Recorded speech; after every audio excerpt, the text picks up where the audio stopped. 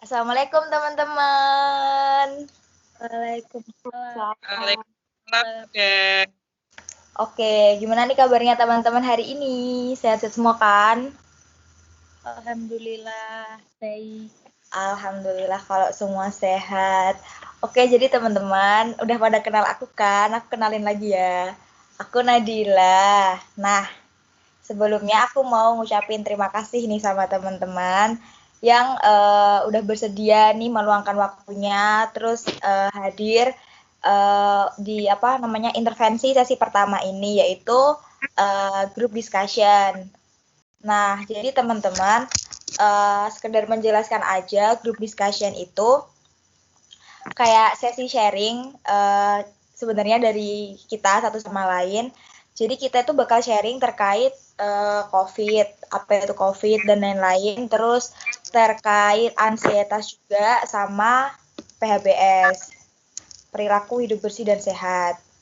Nah, tujuannya itu supaya kita tuh bisa lebih tahu lagi terkait 3 hal itu, ansietas, COVID, dan juga PHBS. Tapi aku yakin sih teman-teman pasti udah paham lah ya terkait 3 hal itu. Jadi intinya kita lebih ke sharing aja satu sama lain. Nah, mungkin nanti waktunya itu sekitar 50 menit, insya Allah paling lama. Dan kita sayangnya ketemunya virtual nih, jadi karena kita belum bisa ketemu secara langsung, jadi kita ketemunya virtual lewat Teams, kita memanfaatkan media Teams. Nah, terus karena ini ya chatnya kayaknya udah cukup lama, jadi kita langsung aja ke sesi group discussion ya teman-teman. Oke, aku share screen dulu ya.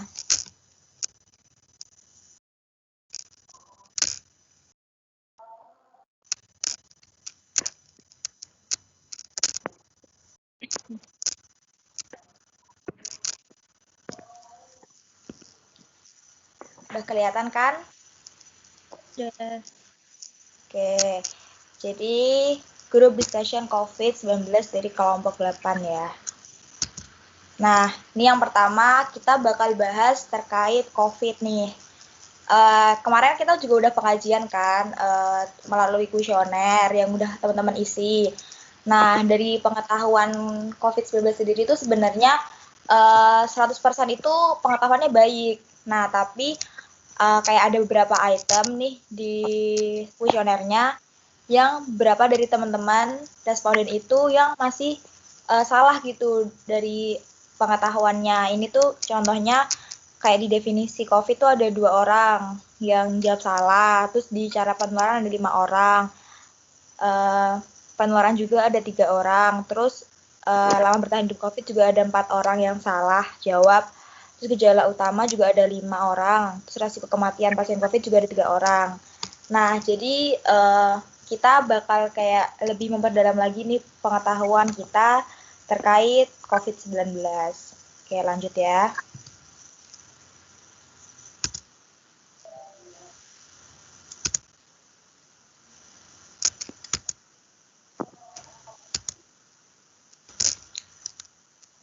Bisa di next. Oke, lanjut. Nih, COVID-19. Nah, teman-teman pasti tahu dong sebenarnya COVID-19 ini apa. Mungkin dari teman-teman bisa apa namanya bisa menjelaskan nih COVID-19 itu apa.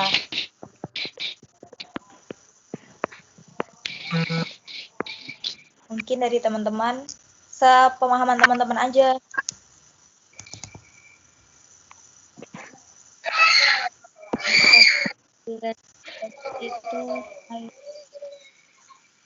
Itu enggak sih penyakit yang disebabkan oleh virus corona gitu, Nak. Oke, benar sih, benar banget. COVID itu jadi virus corona atau Severe Acute Respiratory Syndrome Coronavirus 2 atau SARS-CoV-2 ini adalah virus yang benar disebabkan oleh virus tadi, corona ya namanya, dan dia ini menyerang sistem pernafasan. Sedangkan virus COVID-19 ini merupakan penyakit yang disebabkan karena benar tadi kata Mbak Sang, yaitu virus.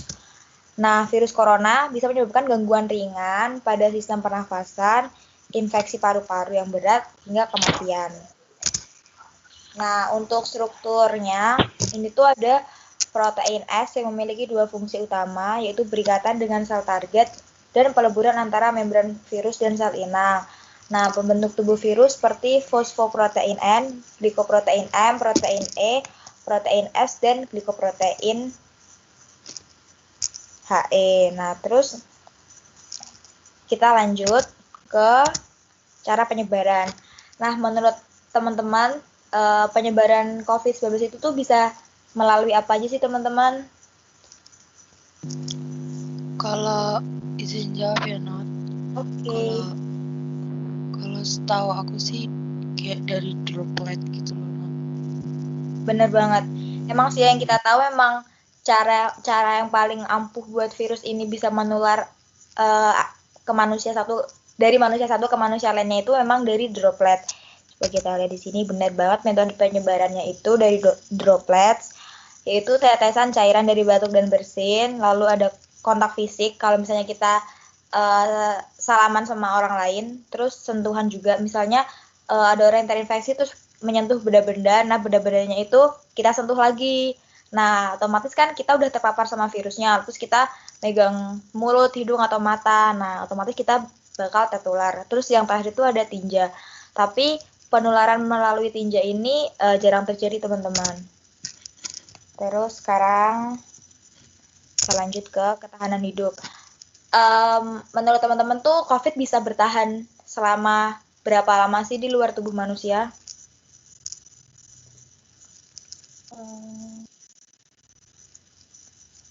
Atau berjam-jam atau berhari-hari mungkin?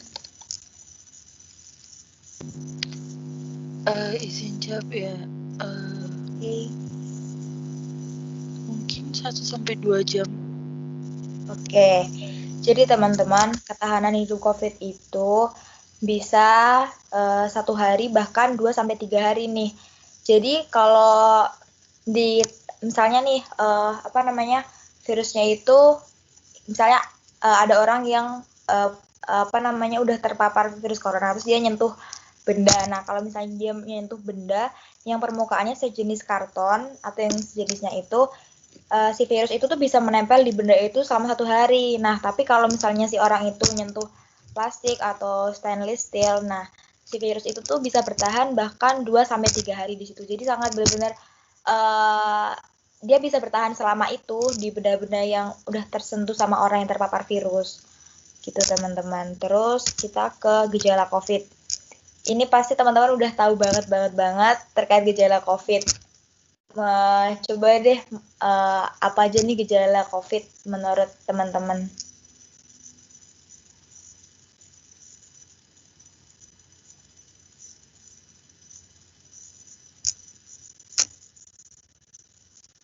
Kalau setahu Not,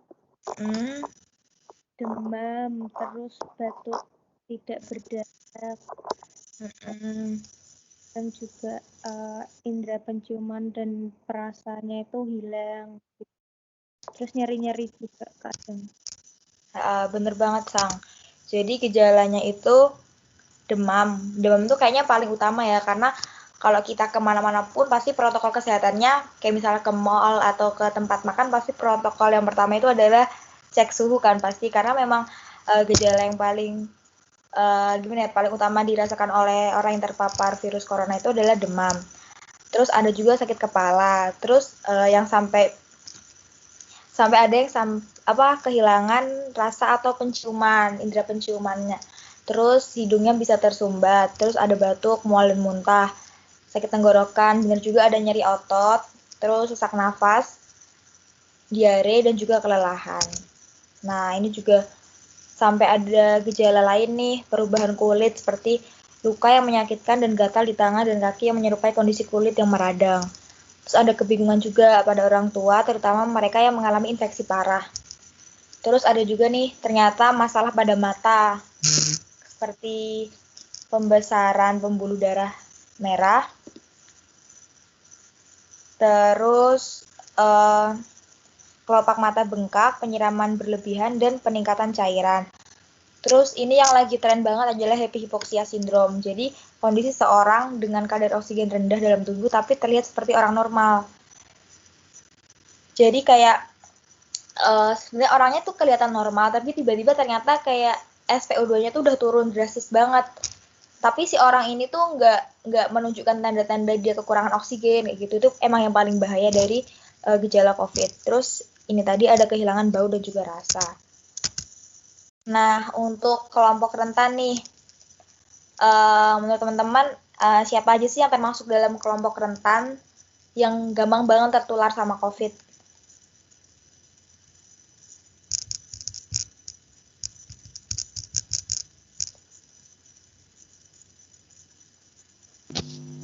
Ya. Izin jawab Jod. Mungkin izin jawab not. Oke. Mungkin kelompok-kelompok yang udah punya penyakit atau punya komorbid sebelumnya seperti DM, hipertensi gitu-gitu no. Bener banget ya. Jadi kelompok rentan yang bakal mudah banget terkena COVID itu benar banget adalah orang-orang yang punya penyakit penyerta atau komorbid. Bisa yang tadi disebutkan ijah, hipertensi, diabetes, jantung, dan gagal ginjal, dan masih banyak lagi ya teman-teman. Terus orang-orang yang berusia lanjut, lansia, kayak 60 tahun ke atas, itu juga rentan banget tertular COVID. Terus adalah orang-orang dengan imunitas tubuh yang rendah, atau orang dengan kelainan imun, penyakit imun. Terus orang-orang yang mengalami obesitas, yang kayak BMI-nya itu tuh di atas 27. Nah, terus pencegahan COVID. Ini pasti teman-teman juga udah paham banget terkait pencegahan COVID. Apa aja sih pencegahan COVID yang bisa kita lakukan menurut teman-teman?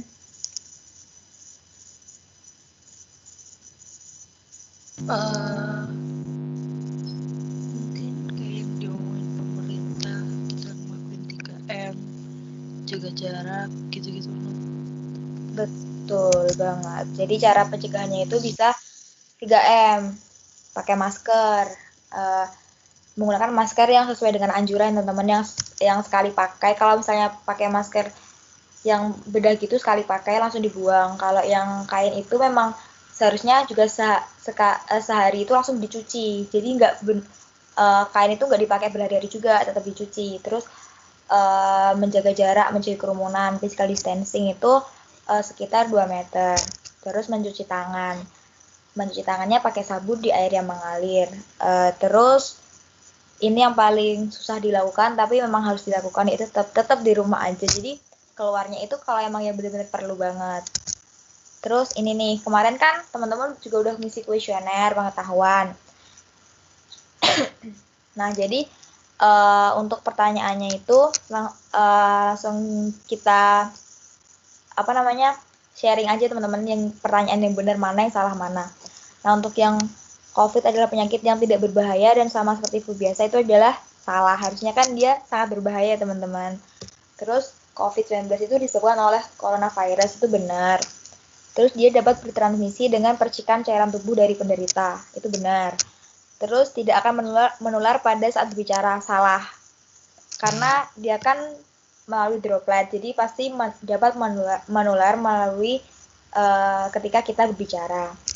Terus dapat bertahan hidup beberapa jam di luar tubuh manusia. Ini checklistnya kenapa hilang? Harusnya ada teman-teman. Ini harusnya checklistnya di kolom benar. Karena kan tadi yang di materi juga udah dijelasin, bahkan dia bisa hidup berhari-hari. Nah, terus ini gejala COVID pada usia lanjut lebih berat daripada usia muda. Benar. Terus gejala utama COVID itu demam, batuk kering, dan juga nyeri otot. Terus resiko kematian pasien COVID lebih tinggi pada penderita penyakit kronis, itu benar. Terus isolasi mandiri pada orang yang terinfeksi COVID tidak diperlukan bagi yang tidak memiliki gejala, itu salah ya teman-teman. Walaupun kita OTG kayak tanpa gejala, kita harus tetap melakukan isolasi mandiri kalau memang kita positif COVID. Nah, terus orang yang sehat tidak perlu memakai masker saat keluar rumah, ini juga salah. Mau kita sehat, mau kita lagi sakit, kita harus tetap memakai masker untuk melakukan pencegahan COVID. Nah, sekarang kita ke ansietas nih teman-teman. Nah, untuk kemarin hasil pengajian terkait pengetahuan ansietas itu memang 100% juga sama kayak COVID tadi, baik, tapi memang ada beberapa item yang teman-teman responden itu masih ada yang salah gitu. Nih kayak di penyebab ansietas itu ada 1 orang yang salah, terus cara mengatasi ada 13 orang salah, terus hambatan dalam mengatasi juga ada 4 orang yang salah kayak gitu. Terus kita ke ansietas. Nah, menurut teman-teman nih, apa sih ansietas? Kan kita sering rasa ini. Nah, menurut teman-teman itu ansietas itu tuh apa gitu?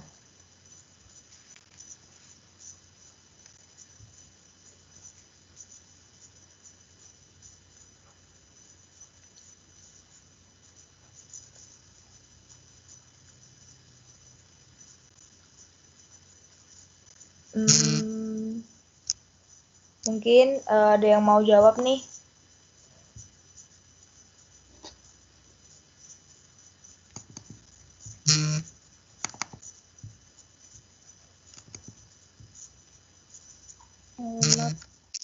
Kalau ansietas menurut aku kayak perasaan kita yang kadang tuh nggak ada gambaran kayak apa ya, sebab dan lainnya, tapi kayak merasa khawatir akan sesuatu yang tidak ada wujud dan bentuknya gitu. Iya, Sang. Bener banget, Sang. Jadi ansietas itu tuh keadaan emosi yang muncul saat individu itu sedang stres dan ditandai oleh perasaan tegang. Terus ada pikiran yang membuat individu merasa khawatir serta respon fisik meliputi kayak jantung berdetak kencang, terus tekanan darah jadi naik dan lain sebagainya. Terus ada juga ini definisi dari Galiat 2011 itu perasaan khawatir, was-was, tidak nyaman seakan-akan terjadi sesuatu yang dirasakan sebagai sebuah ancaman. Nah, lanjut.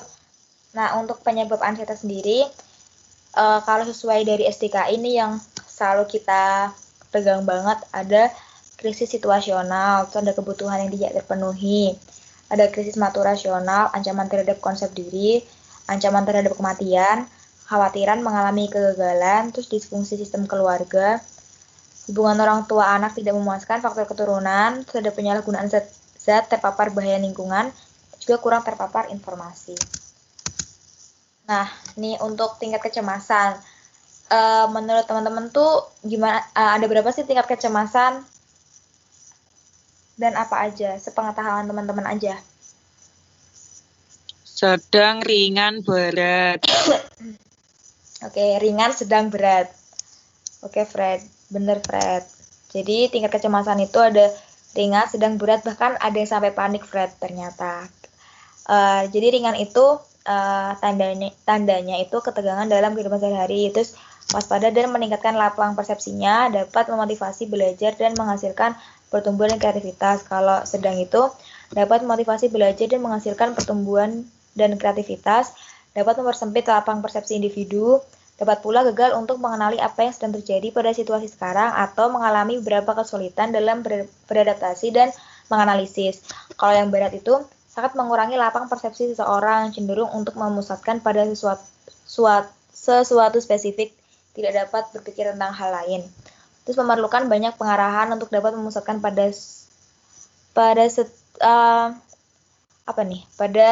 setiap area lain. Terus terkadang komunikasi sulit dipahami.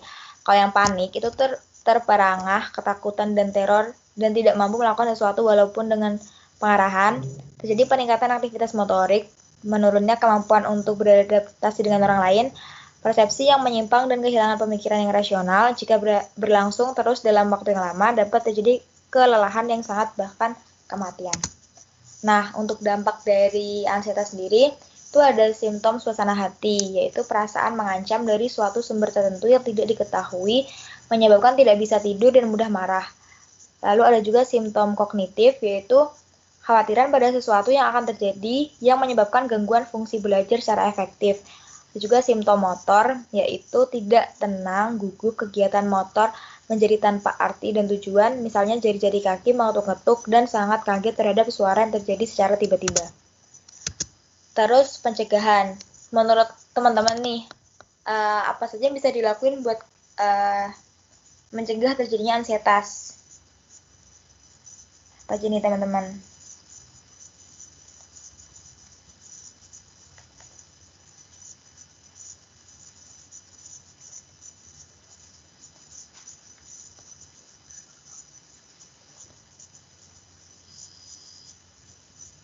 Apa aja nih kira-kira?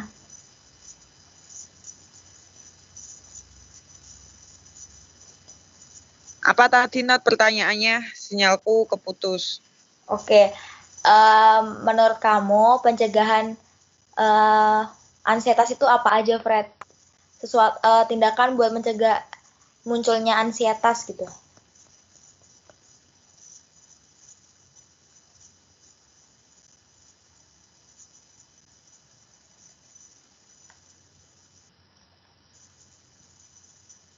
Tidak overthinking, kemudian positive thinking. Oke, betul banget. Nah, itu adalah salah satunya. Terus kita juga harus makan sehat, Fred, supaya otak kita tuh selalu fresh.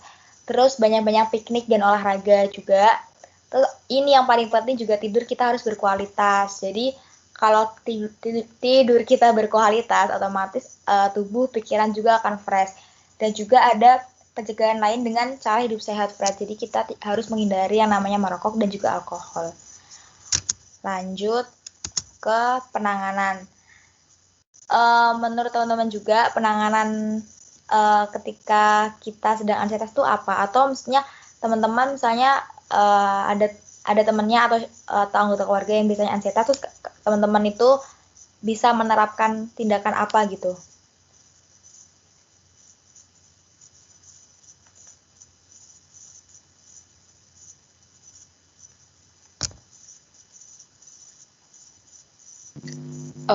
Tetap tenang, jangan panik, tetap berpikir positif. Oke. Jadi ya itu emang bisa menangani untuk diri sendiri ya, Ijah. Tapi untuk misalnya penanganan secara lebih luas lagi, ada terapi psikofarmaka, yaitu obat anti cemas tuh kalau yang tingkat kecemasannya udah benar-benar di level sampai panik. Terus terapi somatik itu untuk menghilangkan keluhan fisik ansietas. Ada juga psikoterapi meliputi psikoterapi suportif, psikoterapi reedukatif, psikoterapi rekonstruktif, psikodinamik, psikoterapi keluarga, dan juga terapi psikoreligius. Nah, terus ini yang sering banget kita lakukan, yaitu relaksasi. Jadi, relaksasi ini kan dapat mengurangi ansietas. Nah, bentuk relaksasinya itu bisa berupa nafas dalam dan juga teknik distraksi, kayak nonton film atau dengerin lagu atau apapun itu yang bisa mendistraksi rasa ansietas kita. Nah, ini untuk kuesioner pengetahuan ansietas nih teman-teman. Ada yang pertama itu, kita langsung bahas benar salahnya aja teman-teman. Ansietas adalah rasa khawatir yang tidak pasti dan tidak jelas yang bersumber pada objek yang tidak spesifik. Itu benar kan teman-teman, sesuai dengan definisinya tadi yang udah disampaikan. Terus penyebab ansietas itu adalah kurang pengetahuan, khawatiran mengalami kegagalan, dan ancaman terhadap konsep diri. Itu juga benar. Terus dampak ansietas itu meningkatkan kualitas hidup. Salah banget ya teman-teman. Akan sangat mengurangi kualitas hidup kita. Terus pencegahan ansietas dapat dilakukan dengan melakukan kegiatan yang positif dan berpikir rasional. Itu benar. Nah, cara mengatasi ansietas dengan fokus pada kesalahan diri sendiri itu salah. Karena itu akan semakin membuat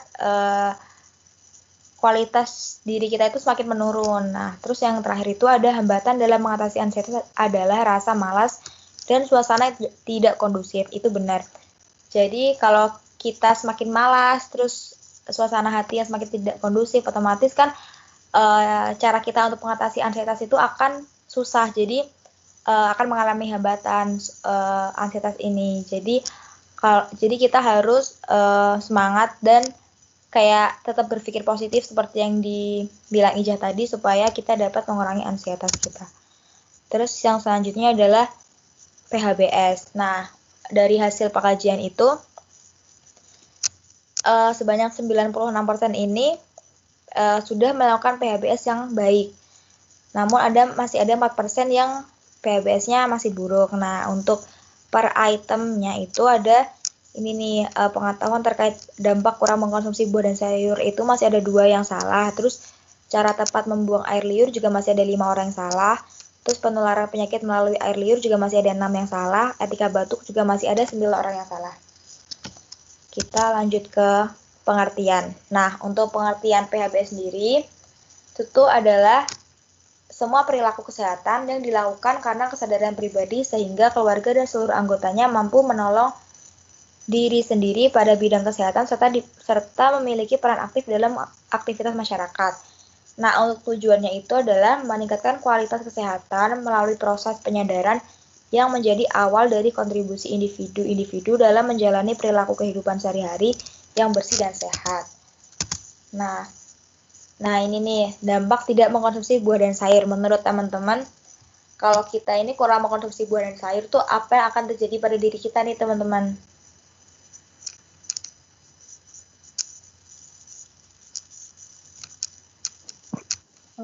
Vitamin dan kandungan dalam sayur dan buah tidak tercukupi dalam tubuh. Oke, Sang. Jadi, benar nih kan, di dalam buah dan sayur itu menyediakan nutrisi yang diperlukan untuk metabolisme makanan dalam tubuh. Buah dan sayur mengandung vitamin, terutama vitamin A, C, B6, antioksidan, asam folat, potasium, dan magnesium yang penting bagi tubuh. Selain itu juga terdapat kandungan mineral dan nutrisi. Buah dan sayur juga menyediakan serat yang diperlukan untuk pencernaan yang sehat. Nah, jadi kalau kita nggak makan sayur dan juga buah, otomatis kita kan sulit buang air besar karena seratnya tidak terpenuhi, terus bisa gemuk dan juga atau obesitas. Terus tekanan darah tidak terkontrol, terus kadar glukosa darah juga tidak terkontrol, terus penyempitan pembuluh darah, dan sangat mudah terkena penyakit menular. Nah, ini untuk tadi ya cara membuang air liur yang tepat. Jadi air liur ini berperan penting dalam menunjang kesehatan mulut dan proses pencernaan makanan. Kandungannya ini ada elektrolit yang terdiri dari natrium, kalium, kalsium, dan magnesium. Terus ada senyawa bakteri, virus, jamur, sekresi dari hidung dan mulut. Terus ada mukosa, terus ada enzim seperti alfa amilase, lisozim, dan lingualipase. Cara membuangnya nih yang tepat dilakukan di tempat yang tertutup dan khusus seperti kita pakai tisu atau sapu tangan pribadi atau langsung ke toilet. Nah, penularan penyakit melalui air liur dengan perantara udara. Jadi cara kerja penularan penyakit lewat ludah terjadi khususnya melalui udara, teman-teman. Droplet atau partikel air kecil membawa mikroorganisme yang dapat dihirup langsung oleh orang lain. Beberapa infeksi juga dapat ditularkan melalui kontak langsung dengan ludah. Contohnya, seseorang yang tengah mengidap penyakit tertentu meludah di sembarang tempat. Nah, virus dan bakteri berbahaya ini akan berpindah dari ludah dan masuk ke hidung, tenggorokan, serta paru-paru. Nah, hal tersebut dapat menimbulkan penyakit seperti kayak ini penyakit-penyakit yang menular, kayak tuberkulosis, hepatitis, meningitis, dan yang sekarang banget yaitu corona ya, teman-teman. Terus nih, etika batuk yang benar. Nah, menurut teman-teman, sepengetahuan teman-teman tuh ada berapa etika batuk yang benar dan apa aja?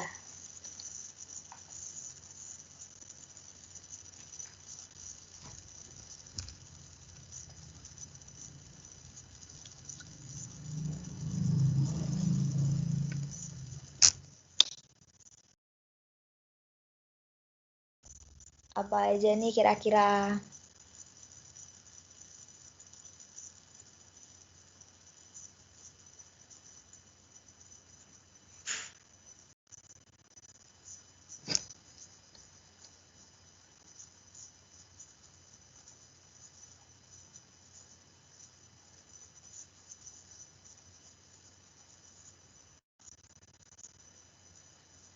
Teman-teman.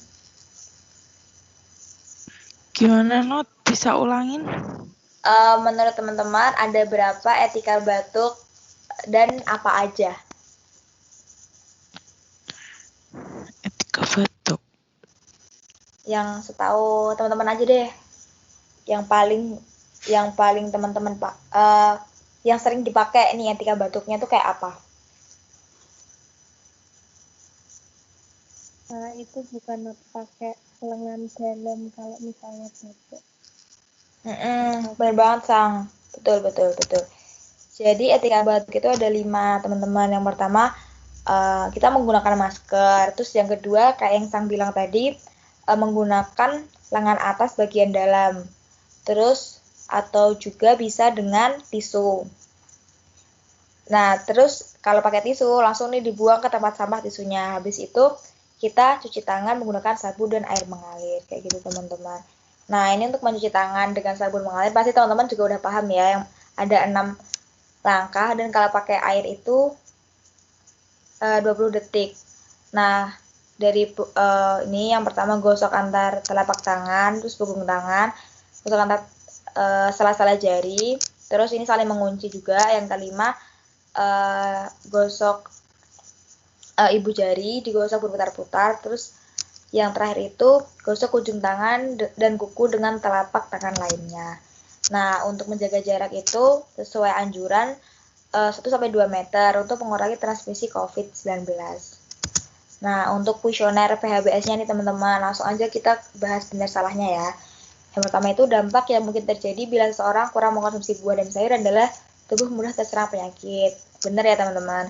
Terus cara yang tepat membuang air liur adalah membuang air liur di tempat terbuka. Itu salah karena tadi kalau kalau membuang air liur harus di tempat sampah atau bahkan di toilet.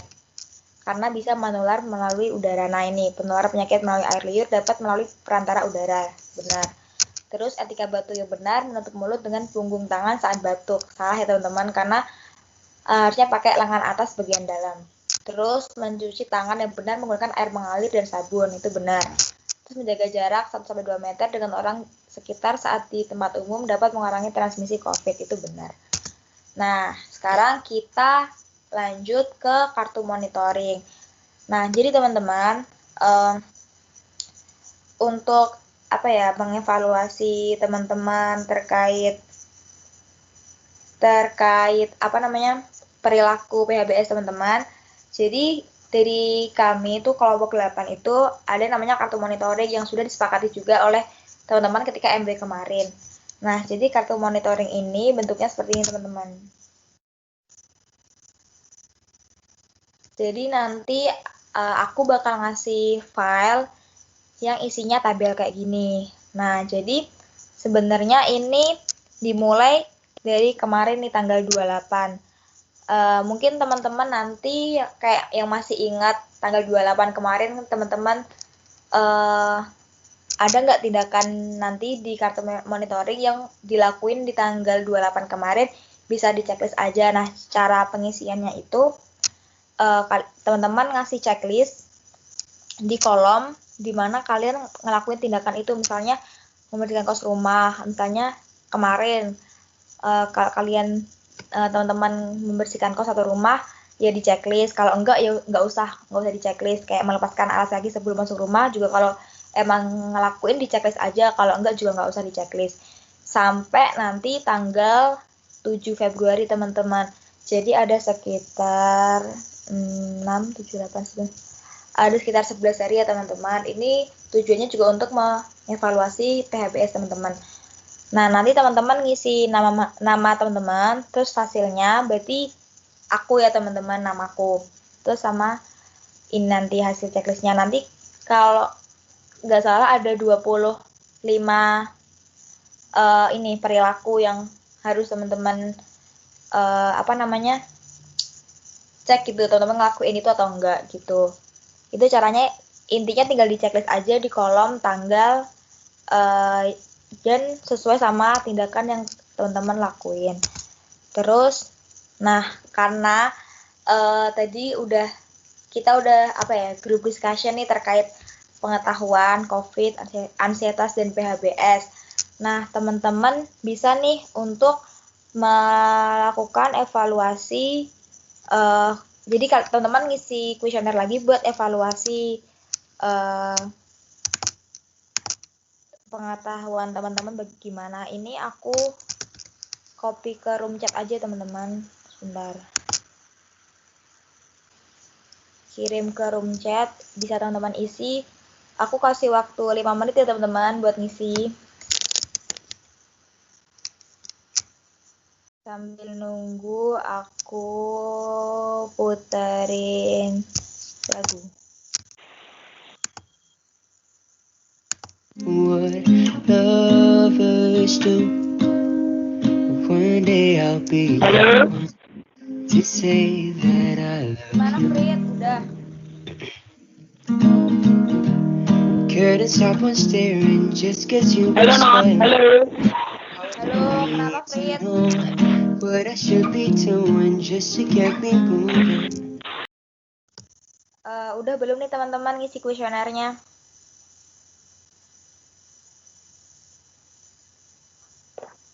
Udah. Oke, Sang udah. Frida udah belum, Frit? Novit, udah belum, Frit? Udah. Udah. Oke, tinggal Frida nih.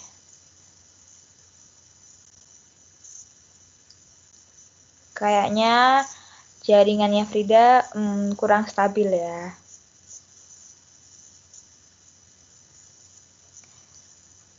Oke, udah Frit?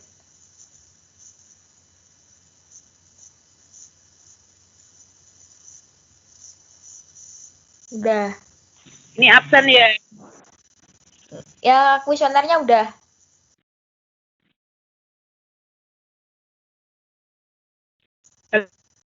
Halo. Halo. Dengar suara aku nggak? Bentar, Nat.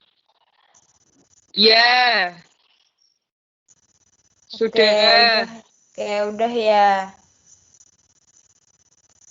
Oke, karena teman-teman udah ngisi kuesionernya, mungkin dari teman-teman ada yang mau ditanyain nggak nih terkait apa yang udah kita sharingkan tadi?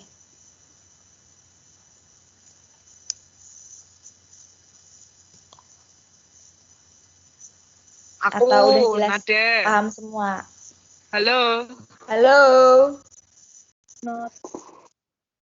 Aku mau nanya juga. Oke, nanya apa, Frit? Gimana kalau misalnya seseorang itu udah tahu kayak selangnya di tahun itu menerapkan 3M seperti sekarang, memakai masker, mencuci tangan, menjaga jarak, tapi itu kayak melakukan kerumunan gitu loh, masih berkerumun. Sekarang apa mereka itu manajemennya tidak baik atau makasih. Oke, jadi pertanyaan itu dia udah menerapkan 3M, memakai masker, mencuci tangan. Gimana, Frit? Tapi dia masih berkerumun.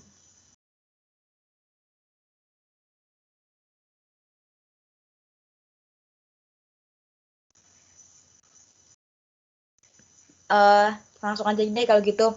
Jadi menurut aku ya, kan kalau misalnya kita mati 3M, otomatis kan kita udah nggak bakal berkerumun kan, karena Halo. Halo, duh, gimana Frit? Sampai mana nih Frit? Frit, atau enggak ngechat aja Frit di room chat? Iya, dia sudah tahu cara penerapannya, sudah tahu peraturan, kayak masih bandel gitu loh. Ya kan? Gimana? Yang pasti tetap kita kan paham nih ya cara pencegahan COVID itu gimana. Karena kita juga udah belajar kan. Kita kan juga sekolahnya sebagai perawat. Otomatis kan kita juga punya apa namanya punya basic sebagai edukator. Jadi kalau misalnya ada nih kamu nemu orang yang kayak masih bandel gitu, otomatis kan berarti dia itu pemeliharaan kesehatannya itu masih kurang efektif, Fred. Jadi dia ini tahu, bahkan mungkin dia taunya itu cuma sebatas tahu, tapi dia nggak paham banget terkait apa. Jadi dia ini cuma sebatas tahu, tapi dia nggak paham banget nih efek dari dia nggak pakai masker, terus dia berkerumun itu tuh apa. Nah, karena kita ini paham ya kan, dan kita kan juga sebagai perawat kan juga punya basic sebagai edukator. Nah, jadi ya kita sebagai yang paham, otomatis kita harus terus memberikan pemahaman kayak misalnya PNKes singkat gitu terkait 3M, karena memang untuk mengubah perilaku seorang itu memang sulit, tapi nggak akan sulit kalau misalnya kita terus ngasih informasi atau wawasan atau penkes singkat gitu ke mereka. Jadi bertahap mungkin pemahamannya itu akan lebih meningkat, otomatis akan ngerubah ke perilakunya gitu, Fred.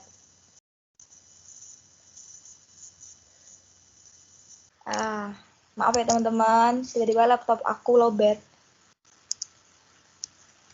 Jadi gimana, Fred?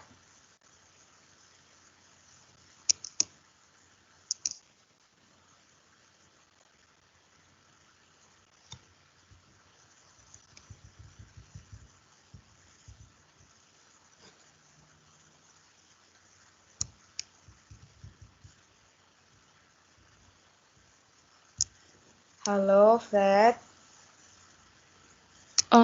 Ini Frida live lagi, kayaknya sinyalnya emang busuk. Deh, kayaknya live lagi. Aduh, nggak apa. Kita maklumi ya teman-teman. Karena lagi Jadi, juga jadi sinyalnya busuk. mungkin dari Sang atau Ija ada pertanyaan nggak? Cukup sih. Oke, kalau gitu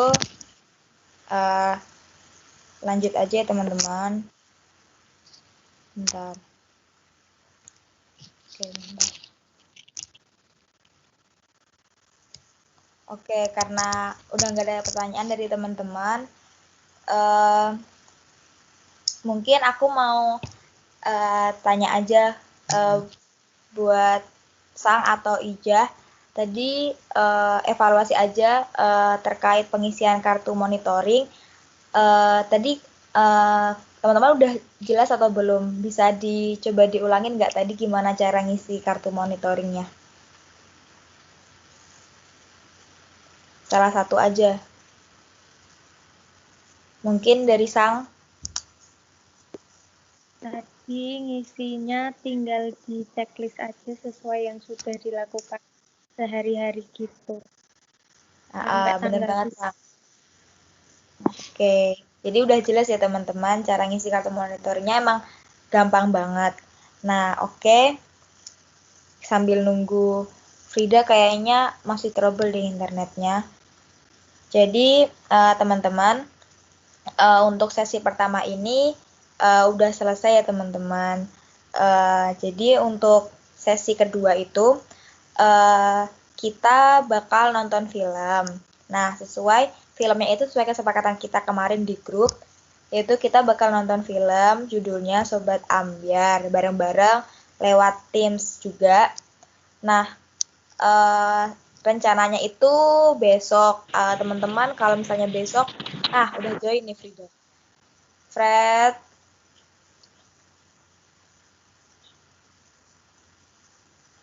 Oke lah, lanjut aja. Nah, jadi untuk besok itu kira-kira teman-teman ada free waktu di jam berapa? Kira-kira.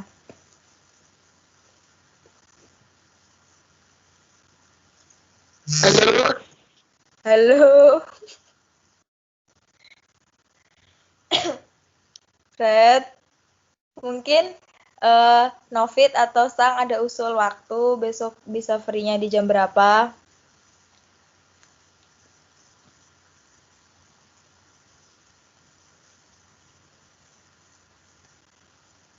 Jam berapa nih kira-kira? Kalau misalnya jam habis Isya gitu, jam Habis Isya, apa siang? Habis Isya. Habis Isya, oke. Sang, Habis Isya gimana aja. Sang? Bisa Novit, nggak kalau gimana? habis Isya? Iya, bisa. Boleh, Not. Oke. Novit bisa nggak, Novit? Kira-kira habis Isya? Bisa. Oke. Jadi kita sepakatin ya teman-teman untuk intervensi sesi keduanya nonton film Sobat Ambiar itu kita lakuinnya besok hari Sabtu, benar hari Sabtu jam 8 ya via Teams. Filmnya juga udah aku download. Nah, terus karena udah sepakat dan berhubung ini juga udah selesai, sekali lagi aku mau ngucapin makasih banget sama teman-teman. Makasih buat Sang, Frida, dan juga Novit yang udah mau meluangkan waktunya untuk sesi pertama ini. Jadi aku akhiri ya teman-teman, tetap stay healthy buat kita. Jangan lupa tetap jaga protokol kesehatan. Oke, aku ada sedikit pantun ya. Sekotang pakai kayu, thank you. Wassalamualaikum warahmatullahi wabarakatuh. Waalaikumsalam warahmatullahi Oke, wabarakatuh. sebelumnya mau screen capture dulu. Novit, where are you? Oke, aku mau screen capture ya. Bentar, tahan. 1, 2, 3. Oke. Terima kasih teman-teman. Bisa live gak apa-apa.